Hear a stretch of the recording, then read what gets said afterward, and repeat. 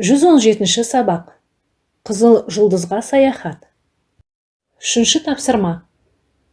Диалогты тыңда. Жоғарыдағы сұрақтардың жауабын тексер. Өз жауаптарыңмен салыстыр. Ғаламшар не себепті қызыл жұлдыз деп аталады?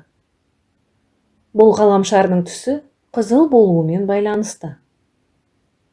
Қызыл жұлдыз жерден қанша есе кіші? Қызыл жұлдыз жерден 2 есе кіші. Қызыл жұлдызда тау бар ма? Иә, қызыл жұлдызда жанартаулар болған дейді ғалымдар. Қазір онда жердегі таулардан да биік таулар бар. Ал қызыл жұлдызда су бар ма?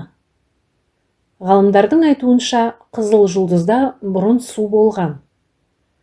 Қызыл жұлдыз ғаламшарында өмір сүруге бола ма? Әрине, ол ғаламшарда өмір сүруге болмайды.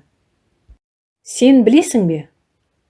1997 жылы ең алғаш қызыл жұлдызға геолог машинелер жеткізілген. Одиссей, Спирит атты робот машинелер қызыл жұлдыз туралы алғашқы мәліметтерді суретке түсіріп, жерге жеткізіп отырды.